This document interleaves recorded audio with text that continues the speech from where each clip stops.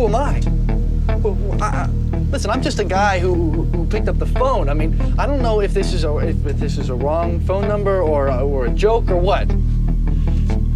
What happened to Chip? He was just joking, right? Forget everything you just heard and go back to sleep.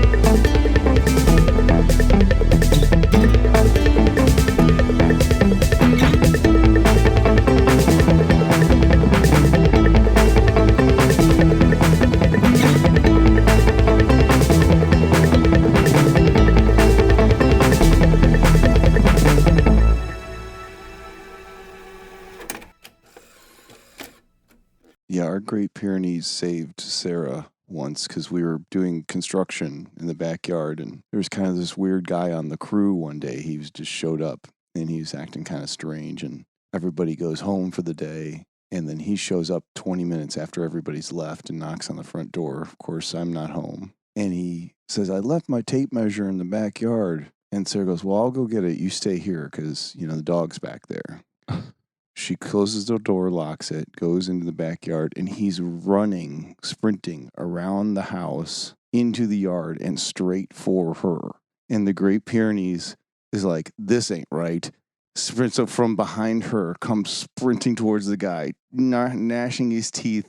The guy turns around, starts sprinting out of the yard, shuts the gate, and the dog's like trying to get through the gate to get the guy. He gets in his car, drives away, and I called the foreman. I said, that guy is not coming back tomorrow. I was like, I don't know what he was trying to do. It could have been innocent, like he was just trying to rush out and get his tape measure or something, but she said she clearly told him, wait here. So they work. The Great Pyrenees work. Yeah, that's the mountain range between Spain and France, right? Yeah. So welcome to Lost and Found and Rewound, where we just watched a film that taught us that everybody in Los Angeles owns a gun. I'm Chris Lost. I'm Found Jim. And I'm Mother Superior Rick Rewound. Mother Superior jumped the gun. Speaking of guns. Pleasantries. 10 minutes of pleasantries, or should we just get right into it? I'm just looking at my notes here.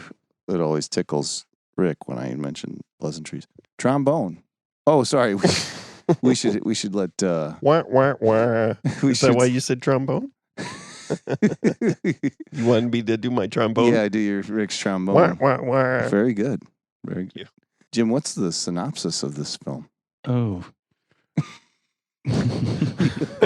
Oh no. Chris, I'm so sorry. I ask the same question every episode, guys. No, I know. You've got one job. No, I was going to write something down, but I was like looking at like the taglines, and I don't, again, it's like we can give everything away. Yeah. Yeah. Well, yeah. Spoil crazy. Because everybody who's listening has already seen the movie. Yeah. It's so not true.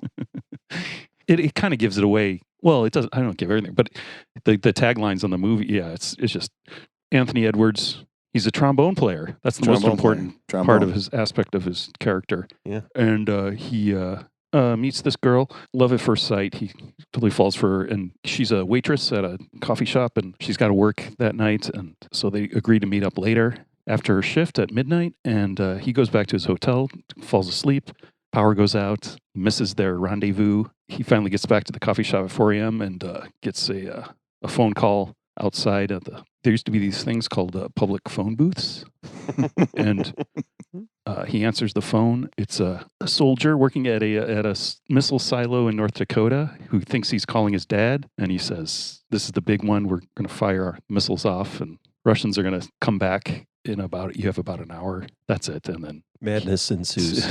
Just all hell breaks loose. That's basically it. It's like, well, what do you do then? And is this real and true? And basically after that, the film is kind of real time, about like an hour of what's going to happen. And the gist of the film is that maybe the guy who called him was crazy or something, and it wasn't true. Yeah. There's like after about 20 or 30 minutes of craziness, it starts building, and then there's a pause after the mall where they crash into the mall, and he said, it's like it's been over an hour. You said it was going to happen, and it's like nothing's happened. And I thought that was effective. Yeah. She says something to him. Wait a minute. All this is happening because of what you told people? Like, Yeah. did you tell Lana? She goes through all the people who were telling her that this was going to happen, and they were all Because of him circumstances of his thing. hearing that phone call. Yeah. Right. And so, is this true? But of course, we found out that it is true. It is true. Yeah. I was trying to remember the first time I saw this. If I didn't block it out, but I can't remember when I actually saw it the first time. I don't know, do we watch it once or do we rent it together? I think so. Yeah, I've watched. Yeah, I feel like I've watched it a few times. I remember watching this and then recommending it to a couple of my friends. We were one night, and it was like right around the same time after I'd just seen it once. So I just can't remember the first time. But Yeah. I don't think I saw it in the theater. But yeah, I made the recommendation. It was like, it's a good thing to spring on people if you're, if everybody's having too much of a good time, Yeah. Hey, let's watch this movie. I'm a sucker for two people who are kind of lost and they find, lost and found around. Two people who are lost and they find each other, and they sold that really well. Like, it was two single people who were being discerning, or you could read the way they were performing. You could read into, like, there's a reason why they haven't quite found the one, and they have found the one here in the La Brea tar pits. And then coincidentally, they end up dying together in the La Brea tar pits. And that was kind of poetic and sad. So I thought that he did a great job of, and the actors, I think, even though I think the acting was a little pitchy throughout the film, they did a great job of selling the potential of their romance. And then it was tragic. The end was tragic. Do you know what happened with Anthony Edwards and Mare Winningham? It's really interesting. No. Yeah. Well, so they worked together on that film, but then went their separate ways, and they worked together on ER too. Oh, that's right. Yeah, and I think there's something even before they met. Well, I don't know. Yeah, we're right. And then they worked in ER. I read all this too. Yeah, right. It's just recently that I remember seeing an interview with them. They just recently got together. Did they really? They're married, but it's like in the past few years. It's like they were both divorced and they've been friends all these years, and it's like they just got married. Yeah, so it's really interesting to look at it from that perspective, where it's like, oh, these are two people who are going to be a couple in 40 years. They crossed paths a couple times. I looked at their credits. Like I saw the ER. I think he was obviously regular on ER, and she was. I think she was passing through on that show. But an interview where he said he's kind of knocking the film. He's like, "Oh, you look at it now, and you know what we can do with effects, and it just looks really cheap and dated." He's like, "But Mare Winningham's performance is unbelievable, and she's an incredible actress." And he's sort of playing down the film, and then as soon as he starts talking about her, he's just effervescent about her performance. It's great. In the one interview with her, she was saying that Anthony Edwards said he didn't remember them rehearsing at all. These were different interviews, I think. She had mentioned that she had a crush on him during this movie. It was like Artie. So they didn't have to practice, really rehearse this. It was kind of. It's great. So I mean, if you want to start talking about this, the cheapness of the movie, and so boy, I feel like we've talked about this director on this show, but maybe not, or I've just been a little obsessed with him because he also directed Cherry 2000. Do you know that film? And it's his only other film that he directed. Feature length, right? And that film is also like a sci-fi film, but cheap. I felt like both these films go beyond their budget. He pulls off a much more epic film on a indie kind of budget, I guess you would say, or it's part of that. The cinematography is really great on this film too. It is. So, there's some really nice camera movement and shots I was noticing, like when he was walking in a staircase, it kind of followed him from behind and then it caught him coming up the stairs and then went with him. It was a really nice, really well edited and really well shot motion, a McTiernan kind of motion shot.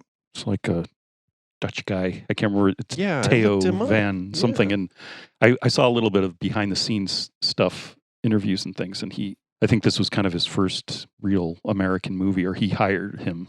The director is Steve DeJarnette. Yeah, Steve DeJarnette. He hired him, but he's a Dutch guy. So I don't know if he had been doing, it sounded like from this interview that was basically this was kind of his first time in America and he kind of never left. So he's still in Hollywood doing stuff. And it felt a lot like the Michael Ballhaus cinematography in After Hours. Like it's that same thing where you have the European cinematographer coming, looking at America in a different way, maybe.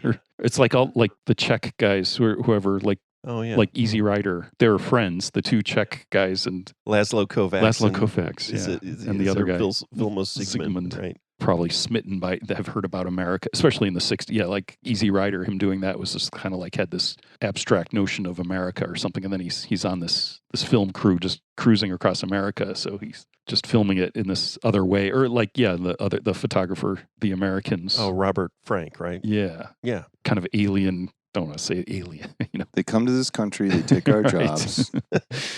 We know what you're saying, Jim. Your first American gig, right? Mhm. You're also going to be going all out. Yeah. I would say, right? Or Yeah, it's like your sure. calling card. Yeah. And the stuff about the director I read about, Steve DeJarnett, it's like he wrote this movie like in 1978. He wrote the script. Yeah, for Warner Brothers. Yeah, and he'd been trying to get it made and kept control of it, or he bought it back from the studio, right? His rights and things. And He wrote it for Warner, and they wouldn't let him direct it. right. They wanted to throw a lot of money at the film yeah, and didn't trust him. and change the ending. Yeah, they didn't want the ending to be a bummer. Yeah, And so he optioned it back for $25,000 from Warner Brothers and then did another pass at the script.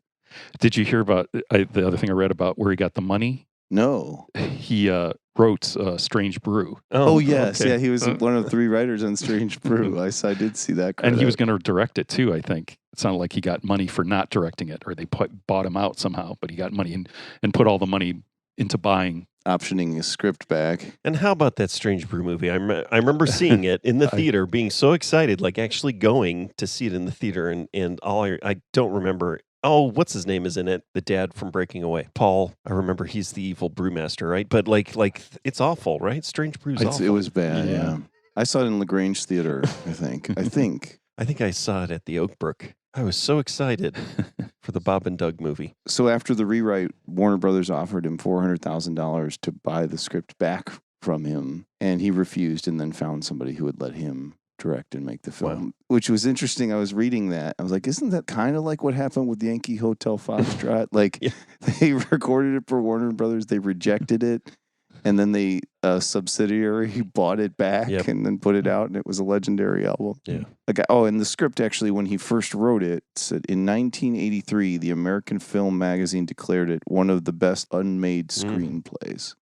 Hung on to it. He believed in it, hung on to it, bought it back, and made it. So good for him. The subject matter, it kind of flopped, but it did. It didn't make a lot of money. It has a very depressing ending, but nobody would know that exactly. And well, maybe people, I don't know. But the one thing was, it took so long. It was like kind of the Cold War was cooling down. Like there was talk in the interviews with him. It's like he wasn't sure. Like if it had been made a few years earlier, would it have more impact? People were already almost not over the Cold War, but Glasnost was happening, and it was before the Berlin Wall fell down. That was 1989, I think. So this is like came out in '88. I remember a little local story since we're back in our childhood hometown. In 4th grade, Mrs. Lyon sat us all down and told us about nuclear weapons and nuclear war, and basically convinced me that we were all going to die by a nuclear war. And I went home incredibly depressed that day. I think about that now retroactively. Like, I think she was trying to make a point to get us to think about these things, but she really freaked me the fuck out. Like, she shouldn't have done that. But then I also remember that the next day I didn't care. I was like, well, it didn't happen, so it's fine. Yeah, everything's still here. And that was 1979. Things were still pretty tense. The TV show, I remember, was it The Day After, or the one, Yeah. the made-for-TV movie? That was about 1980 or something, 81. And Filmed in what town? is it Lawrence? Lawrence, Kansas. Really? Yeah, I'll have to watch that again. But yeah, I remember, everyone talking about that, or that was scary. Yeah, saying they had to have interventions and stuff, talk to kids about the day after. I remember it was like make sure that if your kids watch it, they have have some support or whatever, that was upsetting. It was an upsetting time. I've been obsessed with this short film. And so Image Union, Jim remembers Image Union. Do you know this show, Chris? Was that on like PBS Yeah, or something? Channel 11. Uh-huh. It was, they'd show short films. Local? Was it only in Yes. Chicago? I think they might have syndicated it, but it was definitely a WTTW production. Yeah. Yeah, because it had Marty. What was the announcer? The WTTW announcer would announce it. The opening credits for Image Union was the Chicago, like a fast, sped up version of the Chicago skyline or something. Or yeah, it was the highway. Time lapse. Highway time With lapse, the yeah. the lips, the Yeah. dry cleaning, or there was some Yeah. kind of cleaning company with the used to be on something Kissed. Oh yeah. Magnikist, Magic Something like Kissed, Magic- Magic Kissed. Magic Kissed, yeah. Yeah, lips. And there was a short film called Eat the Sun, which was a pseudo documentary student film. It was kind of a parody or, a pseudo documentary about a guru, but he was using video feedback, and he was called the Televishnu. Oh yeah. Yeah, and it was like, oh, this is amazing thing, mind blowing, seeing this, when you're a little kid. I don't know how old I was, but it was like, it had haunted me forever. And trying to find it, even in the internet era, was always, I would occasionally try to find this film, find information about it. Couldn't find anything. And then a few years ago, I was doing a search, and I finally found it on the Evergreen State, the crazy hippie university, right? In Oregon. Yeah. It was on their website, the film. And it was like, oh, this is a student. They had this student film program, amazing stuff. And it was like, I was able to watch it again. And then it said, oh yeah, it was created by Steve DeJarnette. No And it was way. like, creator of, who later went on to work on Strange Brew and what is it, Cherry 2000 and Miracle Mile. And I almost had a complete meltdown. It was like, oh my gosh, it's all connected. But yeah, and then they had archives. I don't know if it's still up. I should look around. Apparently they had a really good film program. There was some really amazing avant-garde or strange filmmaking going on. So is that real, or it's completely made It's up? not. It was made up, I believe. Okay. Yeah. So it wasn't. It seemed real, right? Yeah. So that was the thing. Is like seeing this in the As a child, yeah. in the 70s, 10 or something. Yeah, it's like pre-Spinal Tap. It was one of the earliest, probably the earliest example I would have seen of a mockumentary type thing. I had no way of understanding what was going on. I thought it was real, and it also was kind of terrifying from what I remember. Yeah. I completely blocked that out. Yeah, I have to watch that. Yeah, I'll look and see if it's still up on the archives. But it's totally believable from what I remember, because it was Yeah. like, oh, this later on, maybe at that time, I don't know, but after that, there were plenty of cults. Yeah. That was before. Was it around the time of Jonestown or All of that stuff. It was right yeah. around that time. and so. just that kind of era of the kind of mystical stuff, and then biofeedback, and then television, and it was just combining all those things. He's fascinating, Steve DeJarnette. I love the story about the script and how he kept it cooking until he could make it. He worked for 28 years, from 1978 to 2006, both as a writer and director. But he didn't do much. Like he had about 10 writing credits and 10 directing credits. Although most of those were TV. He did 2 full-length films, Cherry 2000 and this one, Miracle Mile. There were some weird, very tangential things. Like you talk about Eat the Sun, right? So for me, that's significant because I'm in a band that references that type of thing. That band. The impetus of that band was started in Los Angeles when I was working at a large studio where ER was shot on a regular basis. And the drummer of that band was on ER. Actually did, I think, a 4-episode arc on ER. I think post Anthony Edwards time there. And then the last thing that Steve DeJarnette directed was he did 11 episodes of Lizzie McGuire, which was a show starring Hilary Duff. And the singer of that band with that drummer who was on ER was Michael McLost, who was the co-star of a film with Hilary Duff called Beauty in the Briefcase. So there's like all these weird 2-3 degrees of separation. Oh, and by the way, Michael's the one who actually named the band that followed, the one that references Eating the Sun. He's the one that came up with that name, and he had read it in comic books, that concept in comic books. But there was just all this weird kind of, it's not at all connected, but it's just strange tendrils to what this guy did, what his cast did. And I didn't know the thing about the two of them getting together 40 years later. That's crazy. Yeah. It just proves my point that we're all living in a simulation. That's right. Very well received by critics, 91% on Rotten Tomatoes. Audience was not as pleased with it, 73%. Ebert, 3 out of 4 stars, liked it. a lot. I think the 4 stars probably because of the budget. You know, the lack of the 4 stars probably because of the budget. Cost $3 million to make and only made $1.1 million, so a flop. Yeah, and the stuff about it being, being churned or just the script hanging around and not being made for 10 years or early on, it was going to be Kurt Russell maybe. It was going to be the star, like early discussion. It's just talk. It's just people. Obviously, after that, it was Nicolas Cage, and that sounded like it was closer to Nicolas Cage. Was like they were just talking, and then he went off to, or they'd have to wait a year and a half. He was going to do Peggy Sue Got Married. It was like, sorry, he's going to do Peggy Sue Got, and then something else, and then he can do it in a year and a half. I'm glad it was Anthony Edwards. He did a really good job with that role, I thought. Yeah. That part of it is very believable. It's not sappy. I don't know. It seemed pretty natural, and it's a crazy movie because it's just such a jarring change. It starts out this kind of cutesy romance movie almost, and then just slams into this other totally little bait and switch there. Yeah, I like that though. I like that the script took a real left turn on you. Yeah. Screenplay 101, why are we looking at these characters on this day? And you're like, well, it's because they're falling in love. No, it's because it's the day that there's a nuclear war. And the music, I couldn't believe when I just picked this, a couple of weeks ago. I thought about it in the past, I think, maybe in even the first series of this podcast, maybe picking this, but season 1. Yeah. And that long ago? The previous season.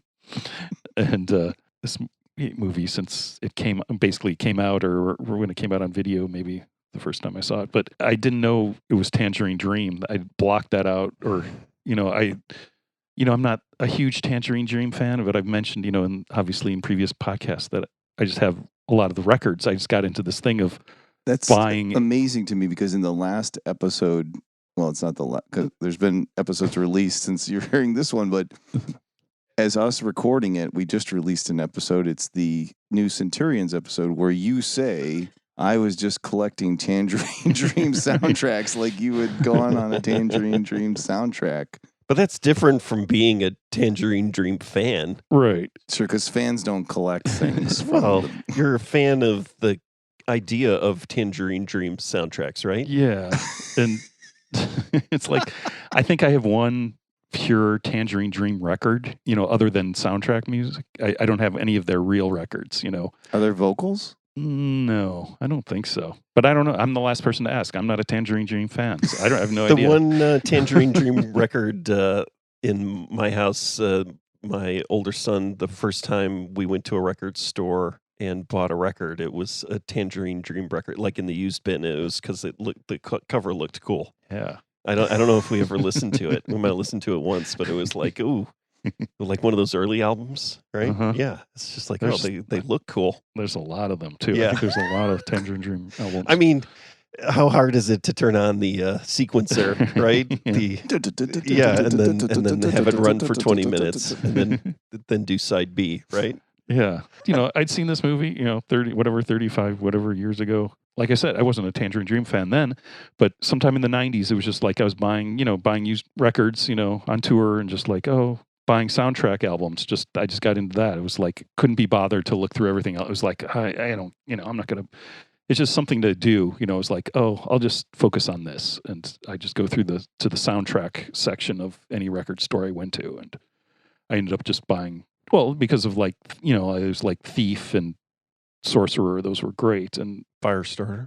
I got Firestarter. Yeah, I got all those. And for some reason, I never knew that they did Miracle Mile until like 2 days ago. Because I hadn't seen the movie in how many years. And I was like, of course they did the music to this movie. That's amazing because that's why I thought you picked it. Right. When I saw that they did the music, I'm like, this is Jim wants to do a Tangerine Dream. But in the same way of it being like the end of that nuclear war cloud of nuclear war era, 88, 89, that's the end of the kind of synth soundtrack era, right? So sure. It's actually kind of strange, or I should look through the history, but I feel like, this would be at the kind of the tail end of the Tangerine Dream soundtrack glory years. The Tangerine Dream is over, boys. The end of the Tangerine Dream, yeah.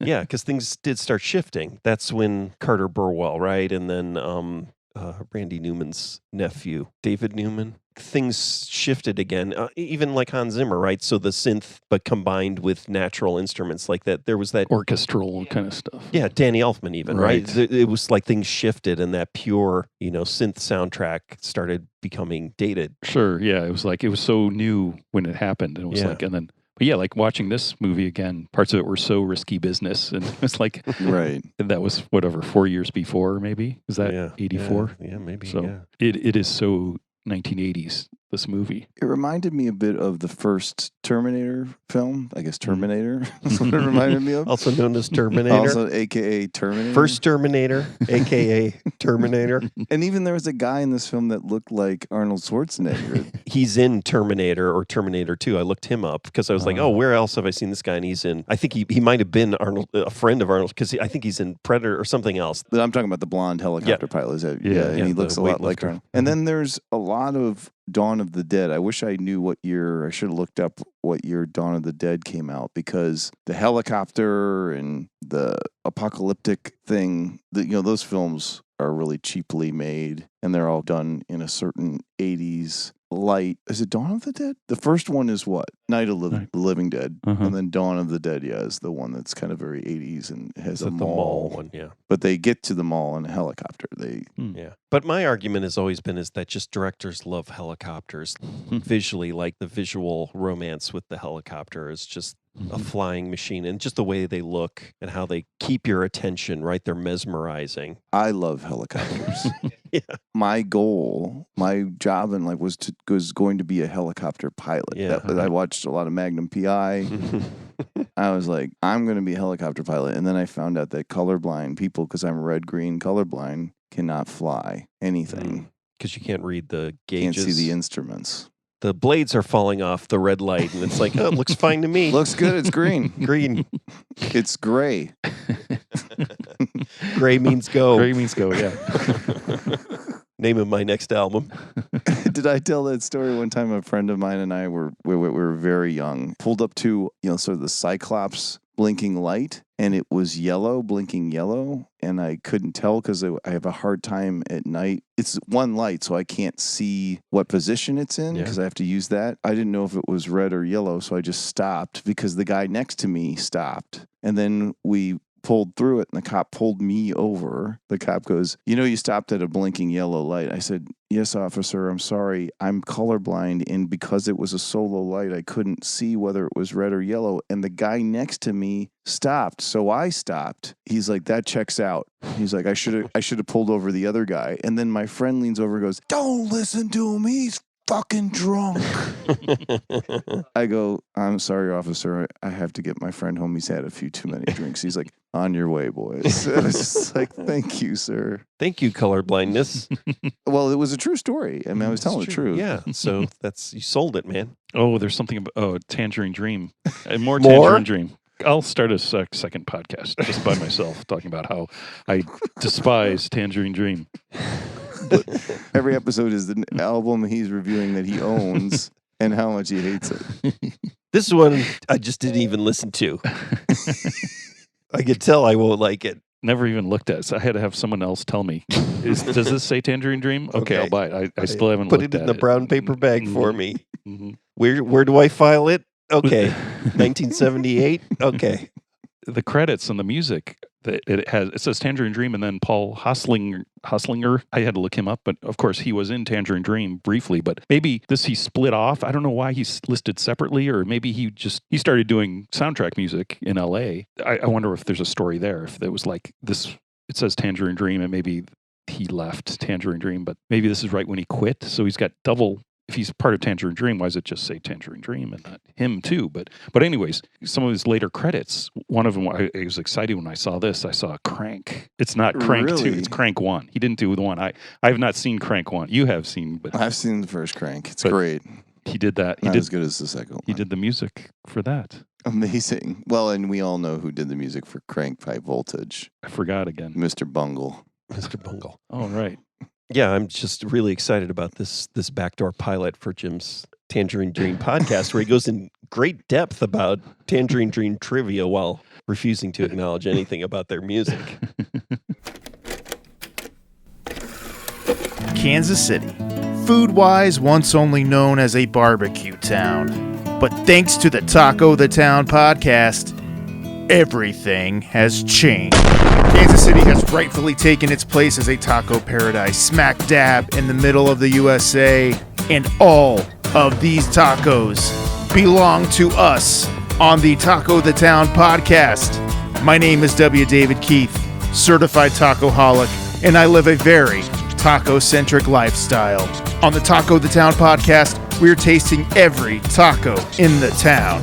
We shine a light on all of the taco-rific tacos Kansas City has to offer, unearthing great taco memories, checking the latest stories in taco news, and interviewing actors, reporters, chefs, politicians, and musicians about their love for tacos. If you love tacos like I do, you're gonna love Taco the Town.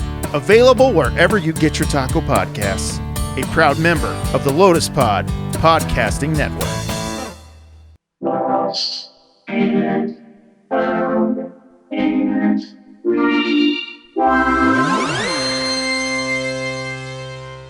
Who are we in this film?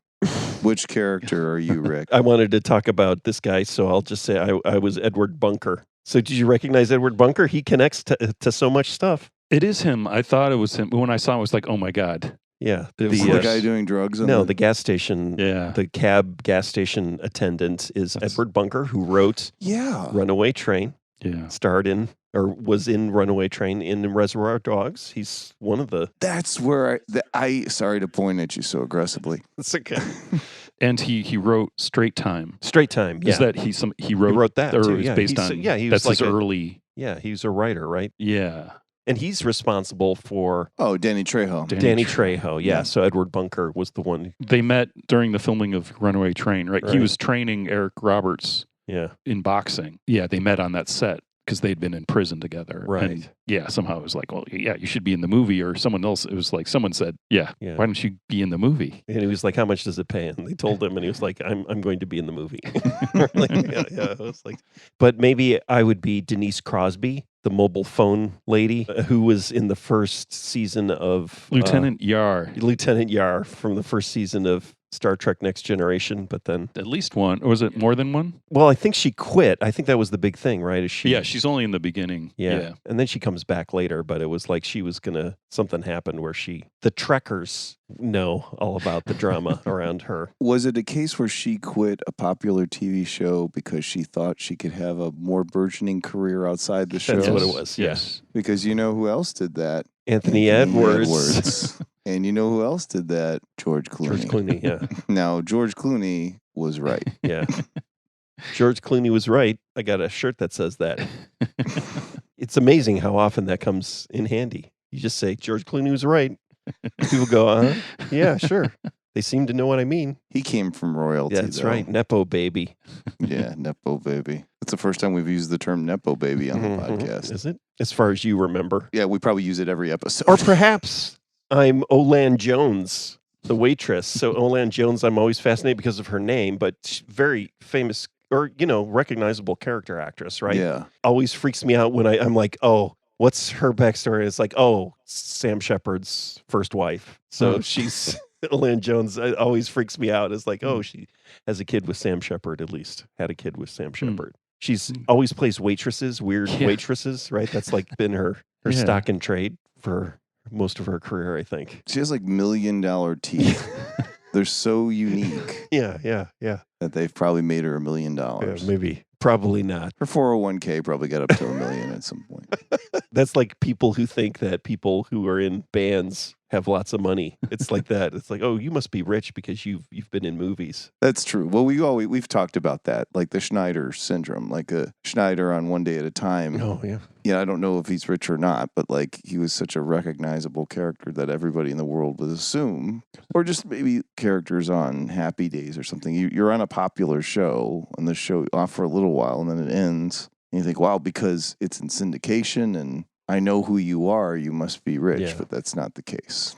But we talked about him because he's in The President's Analyst, right? And he was on like Steve Allen. Like he's really interesting because I'm trying to remember not Pat Paulson. I can't remember what Schneider's name was, but as an actor, I mean, like he played like straight men, and then the Schneider character is like a character, like mustachioed, not long-haired, but, shaggy 70s hair guy. In the other stuff, he's in the 60s, he was always like straight. He's like the representative from the phone company, like the robotic guy in The President's Analyst. So I find him interesting because I think he actually had a couple of careers because he was known for being on Steve Allen as a comedian. So I take it back. He was rich. I don't think he was rich though, probably. But middle class, these are probably, still an era where you could be a middle class actor, character actor, comedy actor. Yeah. Yeah, the working actor is a thing. Yeah. It's even to this day, there are people humping it out year after year, role after role. Sorry, I hijacked which character are you just to talk about the three actors I wanted to mention. That's what we're supposed to be doing here is talking about the movie. Jim, what character? This is just a device for us to get more information into the podcast. What character would you say you related to? The Kurt Russell one, if he had done the movie, that would be cool. I'd like to be him. Just imagine what he would have done. It would have been too heroic Yeah. if he had done it. That's why I think Anthony Edwards was He'd better. probably have an eye patch. It wouldn't be believable. Mayor Winningham wouldn't have met her soulmate No. 40 years later if he had done it that way. I think I'm the guy on the roof with his shirt off. Yeah. Oh, I love him. doing drugs. I love Kurt. Oh, gosh. He's another actor. Great character actor. He's The Tick. He's great in that. Psych. He's like a regular as like the, what's the Quincy thing called?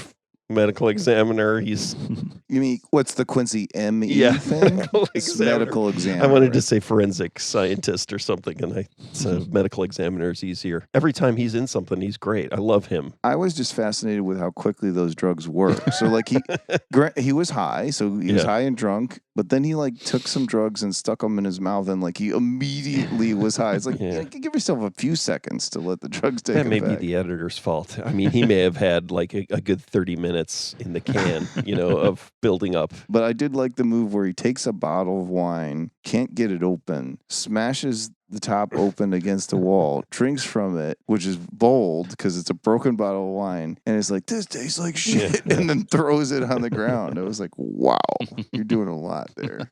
But that's like me on a Sunday night. Oh, you, Chris, reacted to Canners. What is Cantors? Cantors. Cantors? Yeah. Yeah, so more that drummer and singer I was telling you about, Mark and Michael. In the movie, her grandparents, I think they're her grandparents, they know the world is ending and that they just have reconciled and haven't talked in 15 years, but they're going to go have breakfast or something at Cantors. Well, they're going to go eat at Eat at Cantors. Cantors. Have you guys been to Cantors? No. I have no idea what it is. Is that the one that Andy Kaufman worked at? But that was New York. No. Oh, was it LA? I thought he worked Yeah. at the LA one. Cantors is I think it's open 24 hours. I feel like we may have gone there once. Yeah, I have no idea. It's a Jewish deli, and one night we had been drinking, and it was 4 a.m, and Mark, the drummer, goes to Michael and me, and he's like, and we're like, we need to do something. Like, we weren't ready to go to bed at that point, and Mark's like, I know what we can do. And Michael goes, no. Mark goes, you don't even know what I'm going to say. And he's like, yes, I do. He's like, how do you know what I'm going to say? Because he's like, Michael goes, I have one superpower.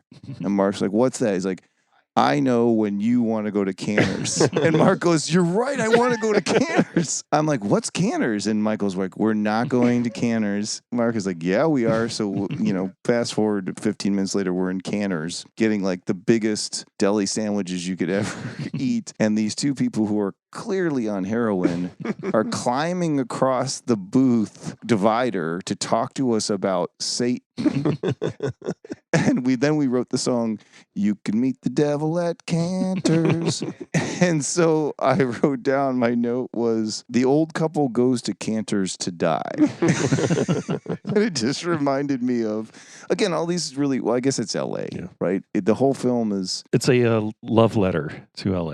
It is. The city is almost a character itself in the film. Or maybe it is a character. I'd go that far. I've never heard anyone express that idea of a city as a character. I mean, another film that kind of embraces that. And plus, they were shooting it in LA because he probably didn't have a lot of budget. In contrast to New Centurions, I rambled on about like how they got the crappiest parts of LA for New Centurions. And this, what, is 10 years later? No, 15. But it's beautiful. Most of the shots and areas, it's beautiful. It feels like a Jacques Tati kind of playtime construction, right? It's definitely very stylized looking Los Angeles. I thought it was really great. There's a cute story about my wife and daughter when back in those days when they would come out on the summer and live with me at Oakwood Apartments, and they went to the La Brea tar pits to go to that little museum, and they were walked out to look at that tar pit area, and there's a mommy mammoth elephant and a baby mammoth elephant, and they're both stuck in the tar pits, and the mother's doing that like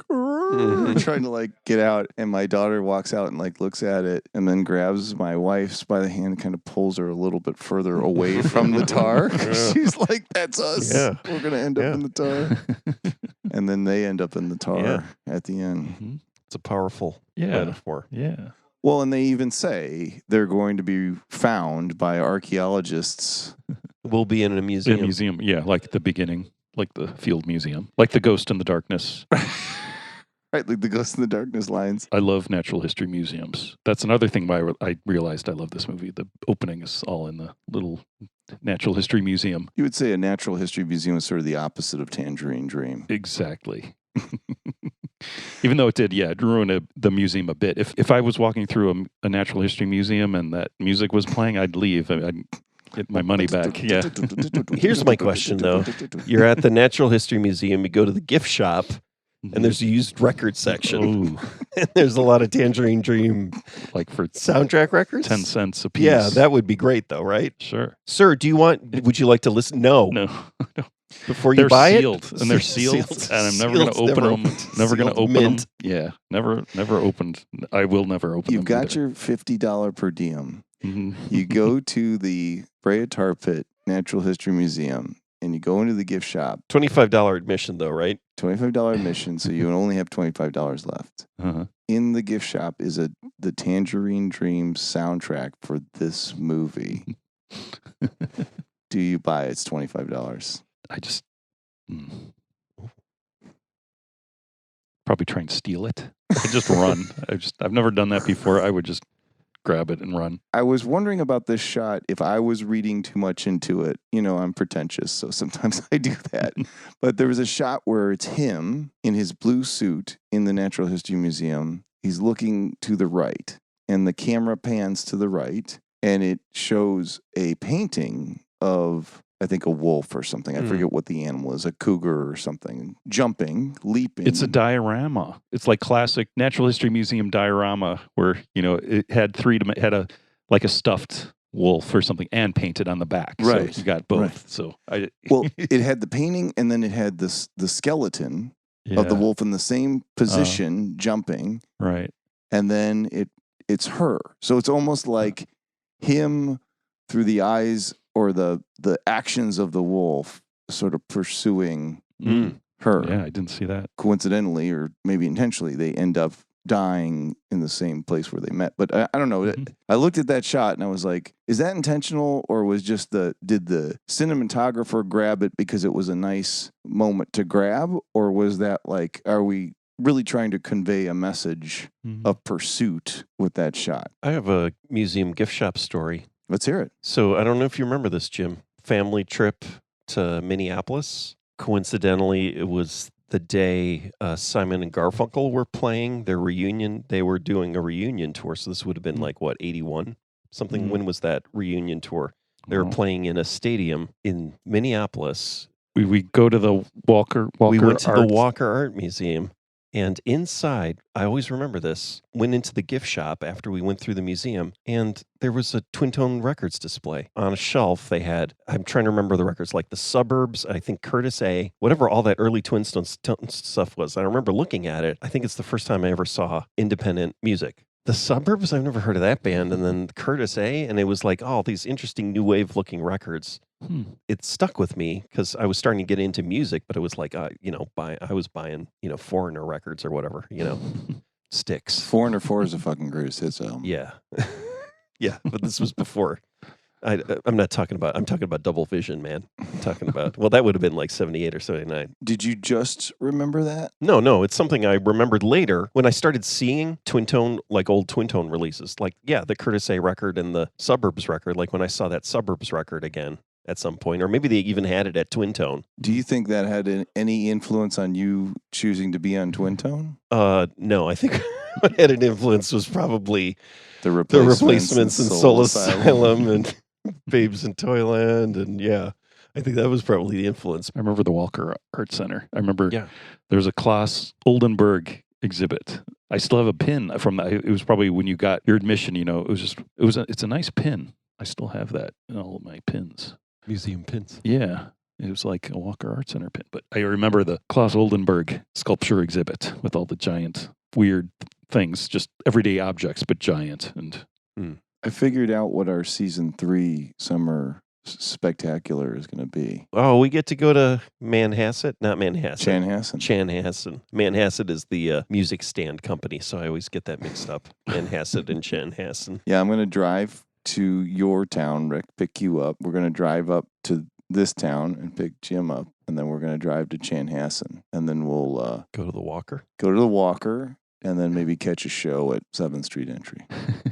Is it still there? Is it still active? 7th Street Entry? Yeah. Yeah, of course. Of course. I'm a little worried. I thought I heard something. What? I just you were walked just by there? it the other day. Okay, great. Good. On my way to the Twins game at Target Field. Man of the world. Going to Colorado. Going to Minnesota. Well, the joke is that I walked past like a legendary indie rock place to go to some commercial baseball game. It's a lot funnier when I have to explain the jokes. No, that helped me because the Twins, that their baseball team. They are, yeah. They're Okay, baseball. thanks. No, I know that because I do crossword puzzles. You know a lot because you do crossword puzzles. I know. Should this film be lost? You continue to watch this film. You're asking me? Yeah, right? Yeah. I'm watching it right now. Jim, well, let's just skip to Rewound. You'll watch this film again, yes or no, Jim? I mean, Rick's been watching it every week. Absolutely, because we forgot to listen for the tone.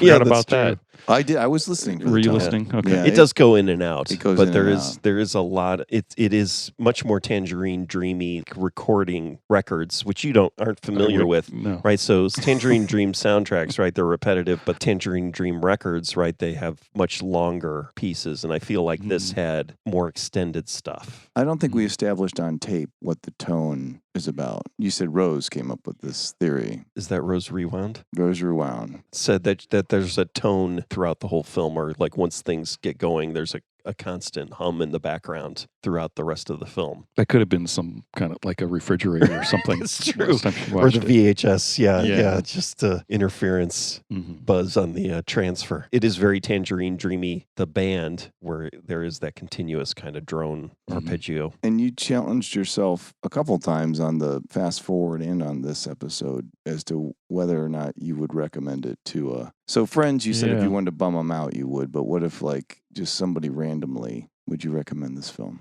Yeah, probably, if they crossed me. No. Like if you were in the back of a catering van driving to the airport and somebody says, "Who are you?" And you say, "Who are you?" And then you'd say, "Hey, have you seen the movie Miracle Mile?" Or say you're a member or an ex-member of the band Tangerine Dream. Rick, would you recommend this to a student, not one that was related to you or studying film, but would you? Oh, yeah, no, because someone I'm related to, I've said on numerous occasions in the past year or two is that you have to watch this film. And that person who I'm related to doesn't watch any movies that I recommend. What about one of your students? It's been years, but I'm back to teaching a video course, and I showed a clip of Parallax View to crickets, and then I showed a clip of Well, that's understandable. I Think You Should Leave, the tables sketch. Oh my God, And- it's so good. Yeah, very, very little reaction. So I think kids these days, the recommendation is like, oh, have you seen that X-Men movie with the 3 blue people? Let's watch a clip of that. You should watch that if you haven't seen the one with the 3 blue people from all different time eras. I think you should leave. Now, there's a band. I run a music business, and one of the bands in our music business, they're young. They're in their early 20s. They love I Think You Should Leave. Yeah, and I know some young people who love it, but then there are other people. I think I'm an old man, and my recommendations. You think that? Yes. I feel it, Chris. I don't know if my recommendations are current. I feel like I have the potential of getting What's Up docked with this film to those. Like I need to make sure not to watch it too many more times. I need to save it for another 10 years because I'll burn out on it. Yeah. Even though it's great and I love it, but I need to not watch it too much. This film felt a little bit like, what was the New Zealand movie we watched? Quiet Earth. Quiet Earth. And that was, when I was doing a little research, whatever algorithm spit that up. Like, I don't know if it was like, it was like, it's on Pluto or something. And I think Quiet Earth is on one of those. It may have been, it's like, if you like this or, try this. And it was definitely Quiet Earth showed up on some kind of thing like that. I don't know if it was on IMDb or. It says, Jim, yeah, you might like this film. This almost sounds like Tangerine Dream. This soundtrack is a bit like Tangerine Dream. You bought a lot of Tangerine Dream. Fans of Tangerine Dream and apocalyptic film like this film too. Oh, the scene where he gets on the roof of the truck in the midst of all the chaos reminds me of the Soylent Green scene when they're starting to bulldoze the humans. It almost looked like an you know what I'm talking about? Yeah. Like an identical shot. Yeah. Those Soylent Green filmed in Los Angeles? No, that's the backlot, right? So the riot scenes in the city, that's the city backlot, right? Likely. It looked a little... I was going to say. So also that familiarity. But yeah. The practical crowd scene in Traffic Jam, that practical effect. Like looking at it now, and it's like, wow, how much of the budget of that film was spent on those last few scenes with the traffic jams and the crowds and people running around? It was like, wow. Because nowadays, it's all... you just CGI. Yeah, you just CGI that. You'd have. But they shot those pretty tight. I mean, there were some wides, but they're mostly on a storefront. When they shoot down the street, it's probably a matte painting in the back, right? It's definitely Soylent Green. Yeah, that apocalyptic, crowded feeling. I think DeJarnett, he really cared about this movie. I think he put a lot of heart and soul into this movie. He really thought it through, and I think it was really well executed. I give a lot of credit to things that may look a little chintzy but still get the point across. I think that looking chintzy, of course, I make a lot of movies that look chintzy, but I think if you play to that, movies looked chintzy all the time back in the 20s. So, and people bought that shit. So why couldn't you? I get that viewers get sophisticated and you can't pull. But I think when you're trying, there's a difference between something looking chintzy and you're overreaching with an effect, and something looking chintzy and you're just being honest about it. It's like, look, I didn't have enough money. That's what the missile looks like. Get over it. And I felt like that was where his head was at with this movie. I think it was as good as effect. I mean, I guess it wasn't Ghostbusters level of special effects, but it was pretty par for the course. Like if you watch like the last Starfighter, right? And I'm trying to think of all the kind of like not quite super high budget sci-fi special effects kind of films from that era. Even E.T. before it got fixed, right? You think about that sometimes. It's like, oh, that didn't look that good, right? Yeah. Yeah, I remember back originally seeing this movie in 1988 or 89. It was like, it was totally effective. It looked great. Even now, it didn't look that dated to me. I mean, I don't know. It didn't bother me at all. Yeah, no, it's a really powerful movie. Should absolutely, I would, I was joking about, recommending it. I would totally recommend it to anybody. Part of it is great because it doesn't have a happy ending. I was about to bring that up. How many films do you see that end in tragedy? Yeah. That aren't ham-fisted tragedy. Carlito's Way, ham-fisted, right? Like he dies and the camera movement and stuff. It's like I know, I need to watch that movie. You should watch it. I would recommend it to you. Okay. What'd be cool is like I think I'd love to watch it and then hear some dudes talk about it. 3 white guys, 2 of them being brothers. All right, well, thanks for listening, everybody. Go to bed. Go to bed. It's late, guys. I know you may be listening to this at 9 a.m. Forget everything you just heard. Go back to sleep. Click. By the way, the Cat from Outer Space versus E.T. the Extraterrestrial episode has massively eclipsed our first Summer Spectacular episode. It's all of Steven Spielberg's lawyers, his team of lawyers listening to it over and over again. Yeah. Building the case. Yeah. Oh, do you think that's how our listenership went up? Because they must be listening to everything Mm-hmm. and just collecting quotes. Mhm. All those criticisms that Rick levied at Steven Spielberg. I'm here to just say that all my comments were satire. I was just joking. Can't take a joke, Mr. Spielberg? Oh, the great Mr. Spielberg can't take a joke. I did think that, oh no, I can't remember the name of this movie, and I just watched it. Jaws? No, the Ghost in the Darkness. Oh. Could have Right. been a Jaws-like movie had it been made better Hmm. or more artistically. But it takes place in like a desert. You know that's how they pitched it. Jaws in the desert. Better name. That probably. Mechanical lions. That just malfunctioned, so you don't see the lines right until Right. the very end. Yeah, you just see the tails.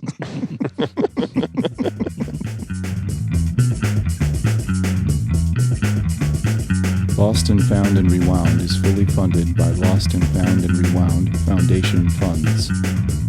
Lost and Found and Rewound does not use crowdfunding because our listeners have better things to do with their funding. There's no need to post reviews of Lost and Found and Rewound because our listeners have more valuable things to do with their time. In all sincerity, thank you for listening to the show. We truly appreciate it.